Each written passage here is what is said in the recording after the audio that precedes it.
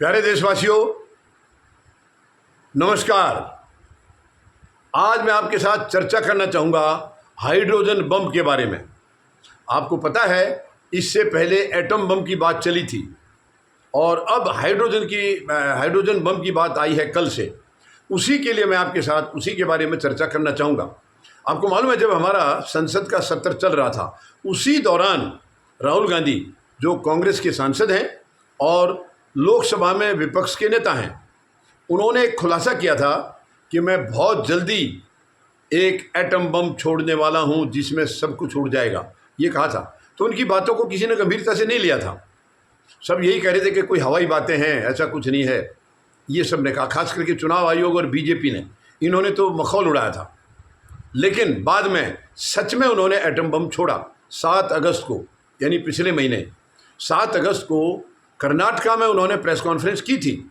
और 2024 के जो लोकसभा चुनाव हुए थे, जिसमें ये लगातार धांधली की बात करते आ रहे हैं इंडिया गठबंधन के नेता सभी, कि ये चुनाव धांधली से, हालांकि बीजेपी को मेजोरिटी नहीं मिली, बहुमत नहीं मिला अपने दम पर। जो 400 पार का नारा था वो हवाई हो गया है। इनकी जो है 240 सीटें आई हैं, केवल 240, यानी बहुमत से 32 सीटें कम, और वो बैसाखी पर सरकार चल रही है, ये सबको पता है। लेकिन ये 240 में भी धांधली बता रहे हैं राहुल गांधी, शुरू से ही बताते आ रहे हैं कि इनकी सीटें करीब 140 या 150 तक सिमटनी चाहिए थी, लेकिन ये 240 भी जाली काम करके आई है। और उसी का उन्होंने कर्नाटका की, शायद कर्नाटका साउथ की लोकसभा सीट है, उसके नीचे महादेवपुरा जो विधानसभा आती है, उसकी वोटर लिस्ट की इन्होंने जांच कराई, मतलब उसके पूरे चुनाव की जांच कराई थी। और उसमें 7 अगस्त को प्रेस कॉन्फ्रेंस करके घोषणा की थी 1,02,50 फर्जी वोट पड़े थे। यानी उस लोकसभा की जितनी दूसरी विधानसभा सीटें आती हैं उसके नीचे, वो सभी सीटों पर कांग्रेस लीड कर रही थी। और इसमें महादेवपुरा में 1,02,50 फर्जी वोट होने की वजह से पूरी सीट जो है लोकसभा की, वो कांग्रेस हार गई थी और बीजेपी जीत गई है। तो ये उन्होंने खुलासा किया था। इसके बाद उस दिन उन्होंने ये भी बताया था कि कम से कम 30-40 सीटों की और धांधली हमारी जांच चल रही है, वो भी मैं खुलासा जल्दी करूंगा। अब कल उन्होंने, जैसे कि आपको मालूम है, वोटर अधिकार यात्रा इंडिया गठबंधन की चल रही है, जो राहुल गांधी के नेतृत्व में ही है। वो 17 अगस्त को शुरू हुई थी पिछले महीने, और कल 1 सितंबर को वो ख़त्म हुई है, उसका समापन हुआ। तब राहुल गांधी ने कहा है कि पहले तो एटम बम था, अब हाइड्रोजन बम आने वाला है। और साथ साथ ये भी कहा है कि यह हाइड्रोजन बम जिस दिन फटेगा, उस दिन प्रधानमंत्री महोदय चेहरा दिखाने के लायक नहीं रहेंगे। तो इससे एक तो ये सवाल आ रहा है, तो क्या वो अब जो हाइड्रोजन बम फोड़ने वाले हैं, हाइड्रोजन बम का मतलब यही है, एटम बम में तो एक विधानसभा सीट जो एक लोकसभा के नीचे आती थी, उसका खुलासा किया। तो क्या अब वो सच में 30-40 लोकसभा सीटों का खुलासा करने जा रहे हैं क्या, जैसा कि उन्होंने बीच में जिक्र किया था? टोटल तो वो बता रहे हैं कि कम से कम 70 से 100 सीटों पर धांधली है, लेकिन अभी कहा था कुछ दिन पहले कि 30 से 40 सीटों का जल्दी खुलासा करेंगे।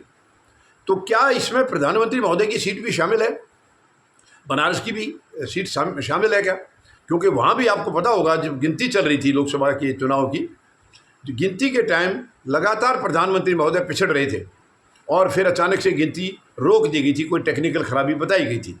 लेकिन वो टेक्निकल नहीं है, वो हो सकता है, मैं अपनी तरफ से ये निजी राय दे रहा हूँ कि शायद वो कुछ आंकड़े तय करने होंगे, इसीलिए वो टेक्निकल खराबी बताई गई, और बाद में प्रधानमंत्री महोदय चुनाव जीत गए, हालांकि कम मार्जिन से जीते हैं। तो क्या उनकी सीट भी है जांच के दायरे में? क्या उसकी भी जांच करा रखी है इन्होंने? वहाँ के भी फर्जी वोटों का आंकड़ा ऐसे ही ले रखा क्या जैसे महादेवपुरा का लिया था? एक तो ये बहुत बड़ा सवाल है, क्योंकि उन्होंने जोर देकर कहा है कि प्रधानमंत्री मुंह दिखाने लायक नहीं रहेंगे, चेहरा दिखाने लायक नहीं रहेंगे। हालांकि चेहरा दिखाने लायक तो आज भी नहीं होने चाहिए, क्योंकि एक सीट का महादेवपुरा में जो जाली काम मिला है, उसके बाद भी प्रधानमंत्री महोदय चेहरा दिखाने लायक नहीं होने चाहिए। चुनाव आयोग भी चेहरा दिखाने लायक नहीं होना चाहिए। लेकिन खैर, इसके अलावा हरियाणा विधानसभा से, जहाँ से कह रहे हैं कि सबसे बड़ा गेम पिछले साल शुरू हुआ था लोकसभा के बाद, हरियाणा विधानसभा में कांग्रेस की पूरी उम्मीद थी जीतेगी, इसी समीकरण इसी किस्म के आ रहे थे, लेकिन कांग्रेस हार गई। उसके बाद महाराष्ट्र में, वहाँ भी हुआ है। महाराष्ट्र के बारे में राहुल गांधी ने बताया भी है कि लोकसभा चुनाव हुए और उसके बाद विधानसभा हुए, इस 4-5 महीने के टाइम 1 करोड़ मतदाता जोड़े गए हैं, जिनकी वजह से ये बहुत बड़ी मार्जिन से बहुत बड़ी मेजोरिटी से बीजेपी वहाँ जीती है, यानी एनडीए जीता है। तो अब ये हाइड्रोजन बम जो आने वाला है, और ये कहा है राहुल गांधी ने कि बहुत जल्दी आएगा ये, तो क्या ये हाइड्रोजन बम सच में जैसे एटम बम बोला था और उसका खुलासा हुआ, ये भी अगर ऐसे ही होता है तो क्या 2024 के लोकसभा चुनाव रद्द नहीं होने चाहिए? पहले तो देखते हैं कि हाइड्रोजन बम में क्या क्या मिलता है, तो उसके बाद अगर इतनी सीटों पर गड़बड़ी मिलती है तो वो चुनाव ही खत्म हो जाना चाहिए। चुनाव किसी भी हालत में वो वैलिड नहीं है। तो बाकी वो आएगा तब देखते हैं उसके बारे में, और क्या क्या माननीय सर्वोच्च न्यायालय में बात जाएंगी, कब ये हाइड्रोजन बम फोड़ेंगे, क्या क्या खबर आती है, वो सब देखेंगे। अगर ऐसा होता है तो ये चुनाव रद्द होने चाहिए, दोबारा चुनाव होने चाहिए, और जितने फैसले इस सरकार के आज तक के वो सब रद्द होने चाहिए। अब हमें राहुल गांधी के हाइड्रोजन बम का इंतज़ार करना होगा। धन्यवाद। जय जवान, जय किसान,